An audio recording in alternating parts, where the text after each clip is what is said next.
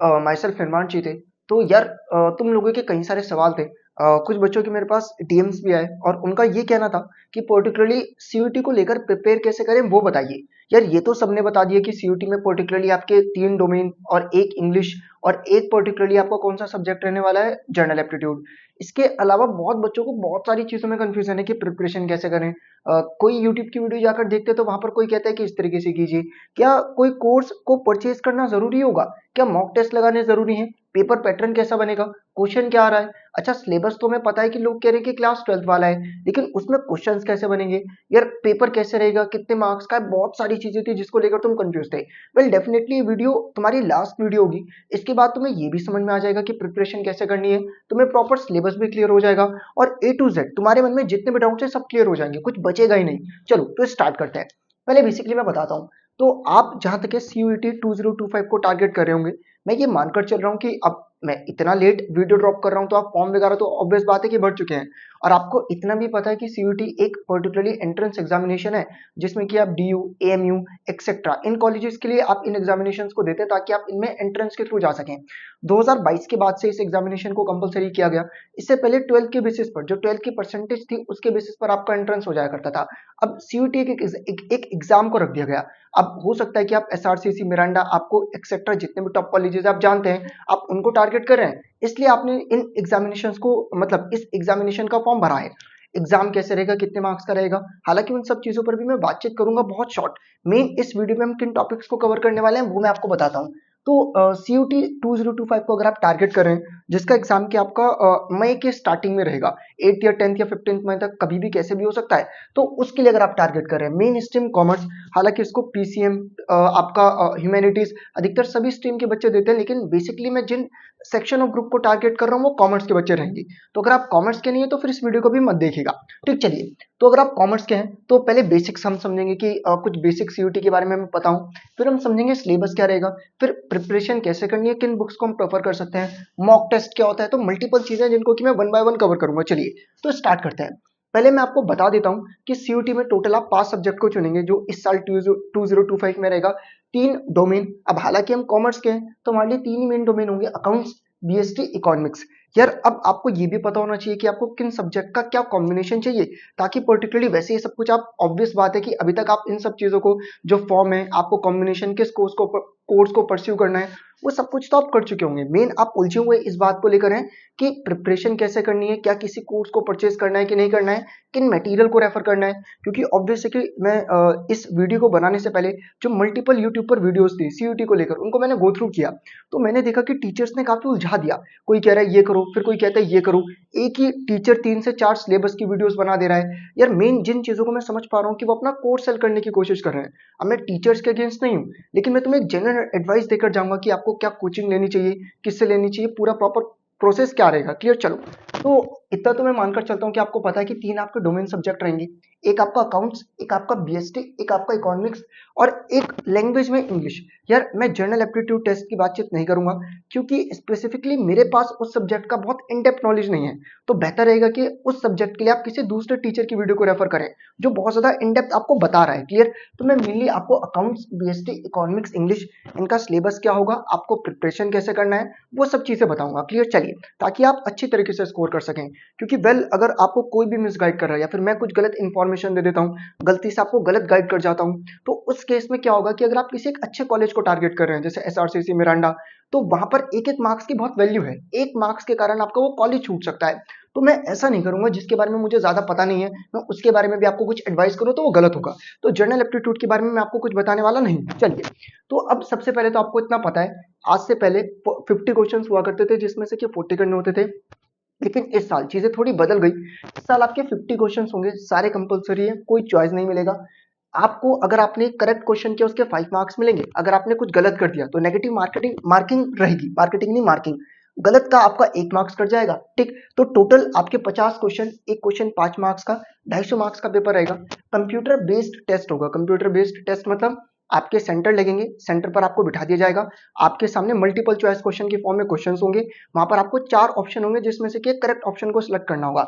Time कितना रहेगा? 1 our. तो यहाँ आपको थोड़ी सी समस्या हो सकती है, बाकी क्योंकि 1 घंटे में आपको लगभग 50 एमसीक्यूज करने हैं, अगर आप कैलकुलेशन करें टाइम के अकॉर्डिंगली तो आप इतना जानते हैं 1 घंटे में 60 मिनट, तो 60 मिनट में आपको 50 एमसीक्यूज करने हैं, तो एक एमसीक्यूज के लिए लगभग लगभग आपके पास 1 मिनट 10 सेकंड का समय है, इससे ऊपर का समय नहीं है। और अगर आपने कुछ गलत कर दिया तो आपको वापस आने का भी मौका नहीं मिलेगा, तो वो भी एक समस्या है। चलिए, तो अब ज्यादा टाइम ना वेस्ट करते हुए पहले मैं आपको बताता हूँ बेसिकली एग्जाम क्या रहेगा, कैसे रहेगा, समझ गए। आपको 50 क्वेश्चन है और सारे के सारे करने कंपलसरी रहेंगे। एक करेक्ट क्वेश्चन के 5 मार्क्स, एक रॉन्ग क्वेश्चन का आपका 1 मार्क्स डिडक्ट हो जाएगा। इसी के साथ साथ अगर आप किसी क्वेश्चन को अटेम्प्ट नहीं करते तो फिर वहां पर आपका नेगेटिव मार्किंग नहीं होगी, 0, ठीक। और आपको 50 क्वेश्चन कितने आवर में करने होंगे, 1 आवर। बेसिकली पहले सिलेबस को देखते चलते हैं कि अकाउंट्स में, बीएसटी में, इकोनॉमिक्स में क्या है, फिर मैं आपको बताऊंगा कि आपको कैसे किन बुक्स को रेफर करना है। चलिए, देखिए, अगर मैं अकाउंट्स की बातचीत करूं तो अकाउंट्स में आपका नॉर्मली वही कोर्स आ रहा है, वही सिलेबस आ रहा है जो आपने क्लास 12th में किया है, ठीक। अब यहाँ पर आप कहेंगे कुछ टॉपिक्स कम है, तो हालांकि मैं आपसे कहूंगा आपने कॉन्सेप्ट सारे पढ़कर जाने हैं, इतने में लिमिट मत कीजिएगा, क्योंकि आपने क्लास 12th में जब उन कॉन्सेप्ट्स को किया तो आप पूरा गो थ्रू कीजिए। तो अकाउंट्स में मैं जो कह रहा हूँ उसको ब्लाइंडली फेक करो, ज्यादा उलझो मत। आपके वही चैप्टर्स आ रहे हैं, जैसे आपका पार्टनरशिप के फंडामेंटल्स हो गए, फिर आपका गुडविल हो गया, पीएसआर हो गया, एडमिशन हो गया, रिटायरमेंट हो गया, डिसोल्यूशन हो गया। तो पहली बुक आप पूरी कंप्लीट करें। अब कैसे करनी है वो भी बताऊंगा, इतना समझ गए। अभी सिर्फ सिलेबस सुनिएगा, तो पहली बुक आप कंप्लीट करेंगे। फिर आपका शेयर्स और डिबेंचर्स, हालांकि डिबेंचर्स में कुछ टॉपिक है जो कि मैं देख रहा था कम है, लेकिन फिर मैं कहूंगा एक दो कॉन्सेप्ट के चक्कर में नहीं उलझना, आपको शेयर्स और डिबेंचर्स वाली बुक को भी पूरा करना है। और फिर आपका आ रही है third book, analysis of financial statement. हालांकि इसमें से आपको चॉइस है, ऑप्शनल है कंप्यूटराइज्ड अकाउंटिंग, वो हमने नहीं पढ़ी तो मैंने सिलेबस में लगाया भी नहीं। तो इन शॉर्ट में ये कहना चाह रहा हूँ कि जो आपने क्लास 12th में अकाउंट्स किया है बिल्कुल डिट्टो वही आपका सिलेबस रहेगा, आप उससे कम ही होगा, ज्यादा नहीं होगा। तो बेफिक्र, अगर आपने क्लास 12th के अकाउंट्स को प्रॉपर तरीके से पढ़ा है तो आप सफिशिएंट रहिए। उसके बाद हम आगे आ जाते हैं, मैं बीएसटी के कोर्स की बातचीत करता हूँ। तो बीएसटी में भी लगभग वही आ रही है आपकी, कंप्लीट फर्स्ट बुक रहेगी कहाँ तक, आपका कंट्रोलिंग तक। हालांकि इसमें कुछ 2-3 टॉपिक्स हैं जो कि, एक आधा टॉपिक है जो कि थोड़ा सा एक्स्ट्रा है। तो अब मैं अगर आपको उस टॉपिक के बारे में बताऊं तो जैसे कि अगर हम यहाँ पर बातचीत करते हैं तो यहाँ पर आप ध्यान से देखिएगा, तो वैसे तो सब कुछ ही है, ऐसा कुछ एक आधा कोई पोर्शन था जो मैंने रीड किया था एक्स्ट्रा था। यहाँ पर तो आपका एक बार टॉपिक पढ़ लेते हैं, चलो। तो यहाँ तक तो आपने बिल्कुल चैप्टर 1 में का जुगतु है, यहाँ पर भी चैप्टर 2 बिल्कुल जुगतु है, चैप्टर 3 से उल्टा 2 टॉपिक्स हटा दिए गए, डीमोनेटाइजेशन और जीएसटी, ठीक। तो घबराओ मत, 2 ही तो टॉपिक्स हटे हैं, और डीमोनेटाइजेशन जीएसटी इतने लेंथी टॉपिक थे भी नहीं कि तुम घबराओ। प्लानिंग की अगर हम बातचीत करते हैं तो प्लानिंग भी ऑलमोस्ट आपका पूरा ही आ रहा है। ऑर्गेनाइजिंग की बातचीत करें तो ऑर्गेनाइजिंग भी आपका कंप्लीट ही देखने को मिल रहा है, ठीक। डायरेक्टिंग में भी आपका ऑलमोस्ट सब कुछ आ रहा है, सुपरविजन, मीनिंग, इंपॉर्टेंस, ठीक। कुछ भी ऐसा नहीं है कि जो कंट्रोलिंग भी आपको ऑलमोस्ट पूरा ही है, ठीक। उसके बाद बिजनेस फाइनेंस, अब आपको याद होगा कि बीएसटी में 2 बुक थी, तो फर्स्ट बुक कंप्लीट है। सेकंड बुक की अगर मैं बातचीत करता हूं तो आपके सेकंड बुक में 4 चैप्टर थे। तो पहला तो आपका बिजनेस फाइनेंस था जिसको हमने फाइनेंशियल मैनेजमेंट के नाम से पढ़ा था। एक फाइनेंशियल मार्केट था जो कि नहीं आ रहा है, मैं फिर से रिपीट कर रहा हूं कि जो टॉपिक फाइनेंशियल मार्केट था वो आपका नहीं आ रहा है, क्लियर, चलो। उसके बाद आपका मार्केटिंग आ रहा है जिसमें कि आपने 4 मिक्स किए होंगे, ठीक। उसके बाद आपका कंज्यूमर प्रोटेक्शन आ रहा है, और एक नए टॉपिक को और ऐड कर दिया गया, एंटरप्रेन्योरशिप डेवलपमेंट। अब इसकी तैयारी कैसे करनी है वो भी बताऊंगा, 2 मिनट दो, सिलेबस समझ गए क्या है बीएसटी का, चलेगा। फिर इकोनॉमिक्स में आ जाते हैं। इकोनॉमिक्स में ज्यादा उलझो मत, आपने क्लास 11th की माइक्रो और क्लास 12th की मैक्रो की, बस क्लास 11th में जो आपने माइक्रो की थी वो आने वाली है, और जो क्लास 12th में आपने मैक्रो की है वो आ रही है। अब उन्हीं को यूनिट्स के नाम से लिख दिया। तो इन शॉर्ट मैं आपसे यही कहूंगा कि आप पूरी माइक्रो, पूरा मैक्रो करके जाएंगे। पेपर किस फॉर्म में रहेगा इतना आपको क्लेरिफिकेशन हो चुका है कि जो पेपर है आपका एमसीक्यूज के फॉर्म में रहने वाला है, ठीक। 50 MCQs, all compulsory, no choice, time limit 1 hour. Correct question के 5 मार्क्स, अगर इनकरेक्ट किया तो 1 मार्क्स उल्टा डिडक्ट हो जाएगा, तो नेगेटिव मार्किंग पे रहेगा। इंग्लिश में अब बहुत ध्यान से देखना, इंग्लिश में क्या क्लास 12th में जो हमने किया वो आ रहा है, नहीं मेरे भाई, उससे बहुत ज्यादा एडवांस और बहुत ज्यादा एक्स्ट्रा रहेगा। तो जो तुमने क्लास 12th में किया उतना नहीं आ रहा है। क्या क्या आ रहा है, तो देखो यहाँ पर ना क्लियरली मेंशन्ड है कि टॉपिक्स केवल इतने ही नहीं है, इसके अलावा भी आएंगे। तो बस यहाँ पर तो आपको बेसिकली बता दिया कि इतना आपको पता होना चाहिए। अब इंग्लिश को कैसे करना है, कैसे कर पाओगे, क्या तरीका है, सब बताऊंगा, 2 मिनट देना। तो सबसे पहले तो आपके पैसेजेस आएंगे रीडिंग कॉम्प्रहेंशन में। फैक्चुअल पैसेज, यार अगर तुम नए हो तो इससे पहले इंग्लिश की एक वीडियो मैंने ड्रॉप की हुई है जहां पर कि मैंने ऑल अबाउट पैसेजेस बता रखा है, डिस्कर्सिव क्या होते हैं, फैक्चुअल क्या होते हैं। एक बार उसको देखो ताकि तुम्हें पैसेज में फर्क समझ में आए कि क्या होते हैं। एक फैक्चुअल पैसेज आएगा, नरेटिव बोलते हैं डिस्कर्सिव पैसेज को। अब ये क्या होता है, अगर तुम्हें जानना है तो मुझे कमेंट सेक्शन में कमेंट कर देना, मैं इस पर एक डिस्क्रिप्शन में वीडियो बना भी दूंगा, मतलब description in the sense in depth video बना दूंगा, हालांकि बनाई हुई है, ठीक। तो एक फैक्चुअल आ रहा है, एक डिस्कर्सिव आ रहा है, एक लिटरेरी आ रहा है। चलो बता देता हूँ। फैक्चुअल में क्या होता है, सिंपल आपको डिटेल्स दे दी होती है, ज्यादा टफ पैसेज नहीं होता, आपको आंसर्स पैसेज में मिल जाते हैं। दूसरा जो होता है आपका वो डिस्कर्सिव पैसेज होता है। डिस्कर्सिव पैसेज के केस में क्या होता है, आपको पहले पैसेज को समझना पड़ता है, फिर आपके सवाल बनते हैं। ये लिटरेरी क्या होता है, तो लिटरेरी बोलते हैं एकेडमिक्स में जो आपने जैसे नॉवल हो गया या कोई चैप्टर हो गया या कोई पोएम हो गया, तो कोई भी एकेडमिक लिटरेचर में से कोई, अब लिटरेचर ऐसा नहीं है कि क्लास 11-12 की होगी, कोई भी कहानी में से जब आपको एक पर्टिकुलरली पैसेज उठाकर दे देते हैं, चाहे फिर वो पोएम पर हो चाहे फिर वो कहानी पर हो, तो उसी को आपका क्या कहा जाता है, लिटरेरी। तो मुझे लगता है कि पैसेजेस समझ गए कि पैसेजेस की वैरायटी क्या है। वर्बल एबिलिटी में अगर हम बातचीत करें, rearranging the parts, a type of jumble words, actually jumble words नहीं है, क्वेश्चन भी तुम्हें दिखाऊंगा कि कैसे हैं वो आ रहे हैं। मैच द फ्लोइंग आएंगे, चूज द करेक्ट वर्ड आएगा, एनालॉजी आएगा। एनालॉजी जैसे बोल देते हैं कि मान लीजिएगा कि अबंडेंस, अबंडेंस का उल्टा क्या होता है, स्केर्सिटी, तो मतलब अपोजिट शब्द होगा ना, तो ऐसे एक एनालॉजी बताओ। क्वेश्चन कैसे बनेंगे भी देखते चलना, बेफिक्र रहो। सिनोनिम्स और एंटोनियम्स आएंगे, आपने हिंदी में पढ़े होंगे विलोम शब्द, पर्यायवाची शब्द, तो वो चीज आने वाली है। सिनोनिम्स किसको बोलते हैं, जो कि पर्टिकुलरली क्या हो जाते हैं, सिमिलर वर्ड्स। एंटोनियम्स किसको कहा जाता है, जो कि पर्टिकुलरली क्या हो जाता है, अपोजिट वर्ड्स। तो इस तरीके से अब सवाल उठता है कि चलेगा, आपने ये तो बता दिया कि सिलेबस में क्या क्या आ रहा है, अब ये बताइए कि प्रिपरेशन कैसे की जाए, क्योंकि मेन मुद्दा वही है, हमें वही नहीं समझ में आ रहा कि कोई टीचर कहता है ये करो, कोई टीचर कहता है वो करो, हम बहुत ज्यादा कंफ्यूज हो जाते हैं। चलो, तो मैं सबके पॉइंट ऑफ व्यू से बताऊंगा कि कोचिंग किनको लेनी चाहिए, किनको नहीं लेना चाहिए, और तैयारी करने का प्रोसेस क्या रहेगा, आपको किन बुक्स और किन मटेरियल्स को फॉलो करना है। समझो मेरी बात। देखो सबसे पहले देखो, अगर मैं बातचीत करता हूँ अकाउंट्स की, तो अकाउंट्स में अब आप हम क्या करें, पहले ये बताइए। देखिए, एज अ टीचर जब मैं अकाउंट्स पढ़ा रहा था, क्योंकि मैं ऑफलाइन अकाउंट्स को भी टीच करता हूँ, तो मैं जब भी पढ़ाता हूँ तो मैंने कॉन्सेप्ट्स बहुत इन डेप्थ बताए हैं। अब अगर आप मेरे से पढ़े हुए स्टूडेंट हैं, तो आपके पास सारे कॉन्सेप्ट्स हैं, मैंने आपको प्रॉपर नोट्स दिए हैं, ए टू जेड सारा मटेरियल दिया। अगर आप मेरे पास नहीं, किसी एक्स वाई जेड किसी भी कोचिंग में पढ़ रहे थे, तो उस केस में आपको इन डेप्थ कॉन्सेप्ट पता होने चाहिए। अब कॉन्सेप्ट में केवल न्यूमेरिकल पोर्शन वाले नहीं, थ्योरी पोर्शन वाले, क्योंकि पेपर एमसीक्यूज की फॉर्म में रहेगा। अभी क्वेश्चन भी तुम्हें दिखाऊंगा, ये मॉक टेस्ट, मतलब कुछ मॉक टेस्ट क्वेश्चन है जो मैंने सामने लगाए हुए हैं, ताकि तुम ये समझ सको कि क्वेश्चन बन कैसे रहा है। तो अकाउंट्स को करने के लिए सबसे पहले आपको कॉन्सेप्ट्स पता होने चाहिए इन डेप्थ। अगर आपको अकाउंट्स के कॉन्सेप्ट ही नहीं पता है, आप बिल्कुल भी नहीं जानते, और आपको पता नहीं कि जो टीचर आपको देखो, सबसे इंपॉर्टेंट चीज है कि जिस टीचर से आप पढ़ते थे, कि आप उस टीचर से कनेक्टेड है, आप उनसे पूछिए कि सर आपने जिस तरीके से पढ़ाए थे, क्या हमें थ्योरी कॉन्सेप्ट्स इन डेप्थ बताया था। अगर आपका टीचर के साथ एक अच्छा कनेक्शन है और टीचर प्रॉपर तरीके से आपसे मेंटोर और आपको गाइड कर सकता है, तो उस केस में आपको अकाउंट्स की तो कोचिंग नहीं चाहिए।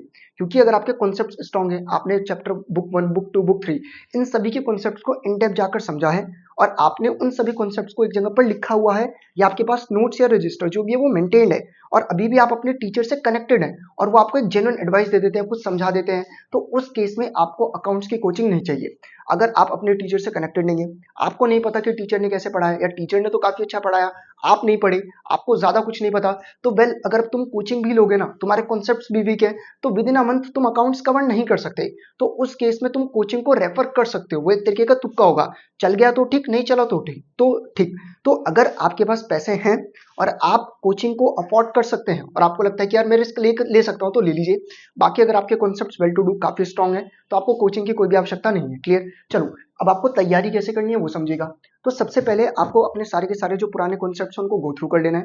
कॉन्सेप्ट्स को गो थ्रू करने के बाद, अब ऐसा नहीं है कि टीएस ग्रेवाल की बुक को लगाने बैठ गए, वो काम नहीं करना है। आपको सिंपल मॉक टेस्ट पेपर को सॉल्व करना है। अब ये मॉक टेस्ट पेपर कहाँ मिलेंगे, तो क्या और टीचर्स बोल रहे हैं कि आप हमारा कोर्स परचेज कीजिए, वहां पर मॉक टेस्ट पेपर है, तो नहीं मेरे भाई, दिमाग है तुम्हारे पास, तुम कभी गए हो किसी दुकान शॉप पर, वहां पर तुमने कहा है कि सैंपल पेपर दे दो, तो मल्टीपल सीयूटी के सैंपल पेपर्स आपको मिल जाएंगे। मैं किसको प्रिस्क्राइब करता हूँ, तो यार मैं ओसवाल का नाम ले दूंगा, तो ऐसा नहीं है कि उन्होंने मुझे कुछ पैसा वगैरह दिया, मल्टीपल है, मुझे ओसवाल सही लगा तो मैंने उसको कहा। आप किसी भी बुक, मतलब किसी भी ऑथर की बुक की तरफ जाकर क्या कर सकते हैं, इन मॉक टेस्ट पेपर को सॉल्व कर सकते हैं।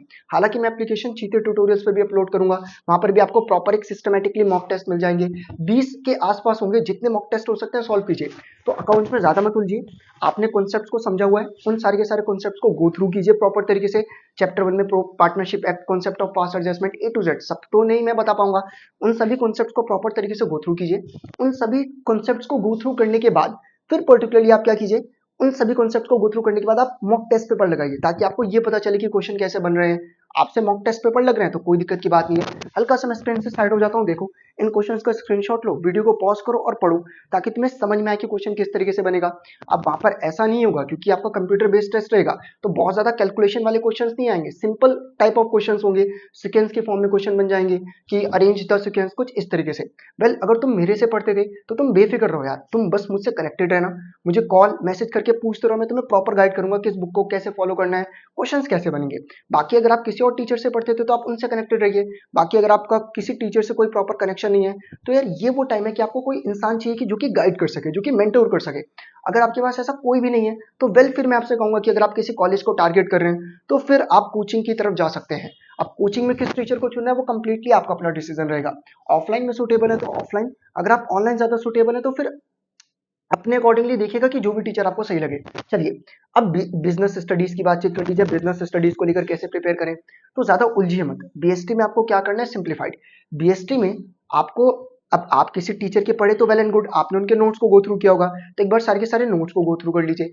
अब पेपर बनेगा 1 मार्क्स में, तो आपको बहुत ज्यादा कहानियों को रटना नहीं है, बस आपकी चीजें पढ़ी हुई होनी चाहिए। तो वेल मैं आपसे कहूंगा कि आप बीएसटी के एनसीईआरटी पढ़िए। अब एनसीईआरटी कहाँ से पढ़े, हमारे पास तो नहीं है, तो यार एनसीईआरटी की पीडीएफ डाउनलोड करो, प्ले स्टोर पर जाओ, मिल जाएगी। वहां से एनसीईआरटी की चैप्टर बाय चैप्टर बहुत ज्यादा इन डेप्थ लाइंस के साथ आप किस चीज को गो थ्रू करें, एनसीईआरटी।